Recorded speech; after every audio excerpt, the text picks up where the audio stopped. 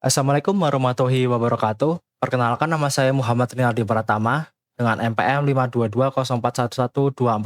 Dan di video kali ini saya akan menjelaskan bagaimana cara membuat pivot tabel guna untuk memenuhi tugas data science saya.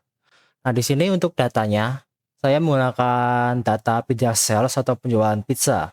Di sini untuk datanya saya tambahkan kolom baru, saya tambahkan kolom hari di sini. Nah, untuk membuat pivot tabel, pertama-tama kita bisa klik di daerah tabel sini, auto daerah datanya. Kita bisa pilih ke daerah insert di atas sini, kemudian pivot, klik pivot tabel. Untuk range-nya harusnya semuanya kalau kayak gitu udah keambil. Kemudian kalau kalian di sini baru pertama kali membuat, kalian bisa membuat worksheet baru. Di sini kalian pilih yang new worksheet, akan dipindahkan ke sheet yang baru. Nah, tapi kalau kalian udah punya sheet yang udah digunakan, kalian bisa ke pivot table sini, pilih ke existing worksheet di sini. Nah, untuk lokasinya kalian bisa pilih aja ke lokasi sheet yang udah kalian buat. Misal saya di sini udah membuat di sheet 6. Nah, di sini kalian tinggal pencet aja di daerah manapun kalian ingin menaruh pivot tabelnya. Misal di daerah sini. Kalian tinggal klik aja di daerah area sini. Kemudian di sini klik OK. Nah, di sini akan muncul pivot tabel yang bisa kita buat di sini. Nah, di sini ada dua cara sebenarnya untuk membuat pivot tabel atau isi dari pivot tabel. Di sini kita bisa pakai fitur di Excel yaitu recommended pivot table. Nah, di sini akan muncul rekomendasi apa saja analisis yang bisa kita lakukan di pivot table. Misal ada count of quantity, ada count of pizza ID, begini. Bisa tinggal pencet aja terserah yang mana untuk uji coba. Nah, di sini langsung muncul count of pizza ID di sini. Nah, di sini juga ada cara manual yaitu dengan cara kita hapus dulu. Nah, untuk pivot table di acara manual di sini lebih fleksibel, kita bisa analisis apapun yang mau kita analisis. Sini misal kita mau total price, kita mau analisis, tinggal dipencet aja, kita timbahkan ke values. Untuk di sini bisa kita value setting bisa kita atur. Misal kita ingin melihat dari average total price, bisa kita atur ke average di sini atau ke max juga bisa. Nah, karena di sini kita mau ke average, kita pindah aja ke average. Nah, bakal langsung muncul average total price. Nah, itu untuk bagaimana cara membuat pivot tabelnya.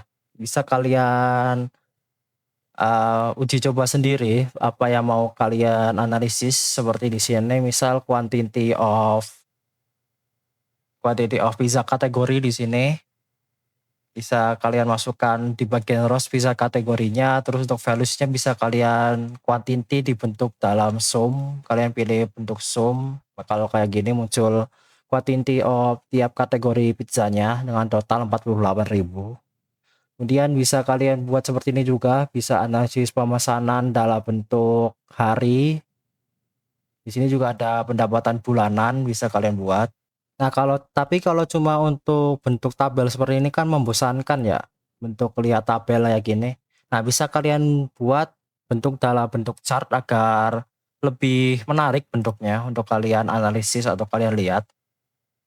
Nah, cara membuatnya kalian tinggal pencet pivot tabel yang mau kalian buat. Di sini misal yang ini, yang quantity of kategori ini, tinggal pencet aja. Terus ke pivot table analyze, terus di sini ada bagian pivot chart. Tinggal kalian pencet aja. Di sini kalian bisa memilih bentuk chartnya mau seperti apa. Untuk bentuk chartnya macam-macam, bisa bentuk bar, pie atau line. Tinggal kalian pilih, misal ingin bentuk line, tinggal pencet OK aja di sini bakal muncul. Nah, itu untuk bagaimana cara membuat chart. Di sini saya juga membuat data berdasarkan top 5 penjualan pizza. Seperti ini. Untuk pivot tabelnya tinggal masukkan nama pizza dan sum of quantity aja. Nah, untuk membuat top 5 seperti ini harusnya ini karena nama pizzanya kan ada banyak ya. Nah, biar muncul hanya top 5 seperti ini, bisa kalian setting di sini, daerah sini, tinggal kalian klik. Dan untuk di sini bagian value filter kalian masukkan ke top 10. Nah, di sini bisa diatur kalian mau top atau bottom bisa. Terus mau menampilkan berapa juga bisa. Di sini saya pilih 5 aja biar tidak banyak-banyak datanya yang ditampilkan. Kemudian di sini juga ada namanya itu slicer. Seperti ini namanya slicer. Kan bisa melakukan filter secara manual di sini. Misal kita mau data dari pizza M-nya doang. Nah, bakal berubah semua di sini. Misal kalau S bakal berubah, XXL juga berubah sesuai pizza sesuai yang kita pencet atau sesuai yang kita pilih bakal berubah datanya. Atau bisa pizza kategori bakal berubah ini. Nah, untuk membuat slicernya itu bagaimana? Tinggal kalian masuk ke pivot table analyze di sini. Kalian pencet di sini ada namanya insert slicer. Tinggal dimasukkan. Kalian bisa pilih mau slicer yang bagaimana, yang membantu kalian bagaimana analisisnya. Misal ke quantity atau ke nampisnya sih ke nama ya. Misal nama pizza atau order date juga masih membantu. Nah, misal kalau kalian ingat ya tadi waktu aku mengubah begini, ini nggak berubah. Kenapa? Karena di sini ada yang harusnya disetting, tapi nggak saya setting, yaitu di bagian slicer, bentar. Nah, di bagian slicer di sini. Nah, di sini ada namanya report connection. Nah, di sini bisa kalian report connectionnya kosong semua. Makanya ini nggak berubah waktu diubah-ubah. Di sini bisa kalian centang aja kalau misal kalian pengen. Misal kalian centang semua seperti ini untuk mempengaruhi semua pivot tabel. Tapi harusnya sesuai yang kalian butuhkan aja bagaimana pivot tabelnya. Seharusnya sih memilih berdasarkan fungsinya ya. Tapi di sini sebagai contoh saya centang aja semua agar lebih memudahkan. Nah, misal di sini pizza kategori kan tadi tidak berubah kan. Nah, sekarang berubah tuh. Sekarang cuma hanya menampilkan chicken. Kalau di sini hanya menampilkan supreme aja. Seperti itu. Itu untuk slicer. Kemudian ada yang namanya timeline, yaitu seperti ini. Ini bisa diatur berdasarkan tahun, quarter, atau month, atau days. Nah, di sini berbeda seperti slicer, cara menambahkannya untuk data yang ini agak error. Ke pivot. Untuk menambahkannya kita bisa ke pivot table analyze, terus ke sampingnya slicer ada timeline. Nah, untuk data ini seharusnya ini nggak muncul karena tidak terdeteksi sebagai tanggal ini sebelumnya. Nah, untuk memperbaiki error seperti itu, di sini untuk cara saya ya, di sini untuk order date karena biasanya yang dipakai kan timeline itu adalah waktu. Di sini saya pilih order date. Saya pilih semuanya. Kemudian saya masuk ke data di bagian sini. Terus pilih ke text to column. Sini saya pencet next aja. Nah, kemudian di bagian ini baru kita pilih ke date, jangan ke general. Kemudian untuk formatnya pakai DMY aja. Tinggal klik finish, nanti akan berubah menjadi tanggal. Baru bisa kita masukkan sebagai timeline seperti tadi. Untuk untuk timeline ini gunanya seperti slicer, tapi bukan per kolom seperti ini, bukan ke pizza name atau tapi per waktu. Misal mau bulan, kita bisa lihat per bulan, misal ke September aja, ke Oktober aja, atau bisa kita 3 bulan seperti ini. Ini untuk bagian timeline. Nah, mungkin kalian lihat ini kayak berantakan banget ya.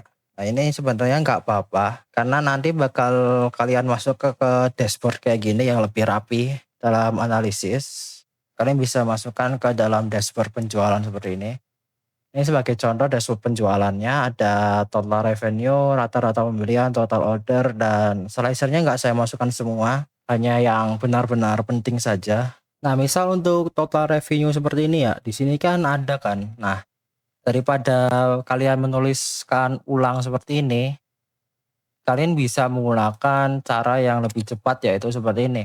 Di sini misal kalian mau total revenue ya. Nah, kalian bisa pencet aja sama dengan di daerah sini. Terus kalian pergi ke sheet yang kalian bikin sebagai analyze tadi, kan bisa tinggal pencet di sini, misal total revenue ya di totalnya sini. Tinggal pencet enter, maka langsung. Gitu juga dengan rata-rata pembelian dan total order. Di sini memakai cara seperti itu. Untuk slicer, terus timeline dan chartnya bisa kalian copy aja karena akan mengikuti apa yang ada di sheet sini. Misal saya pakai slicer pas size pizza size, di sini saya pilih L, semuanya bakal berubah. Di sini chicken bakal berubah, kalau pakai hari juga berubah seperti ini. Masih mengikuti apa yang kalian setting di sebelumnya kok. Yang penting report connection-nya kalian benerin aja, misal kalau slicernya nggak sesuai apa yang kalian harapkan. Sebenarnya untuk penjelasan saya soal pivot table itu saja dari saya. Terima kasih sudah menonton. Wassalamualaikum warahmatullahi wabarakatuh.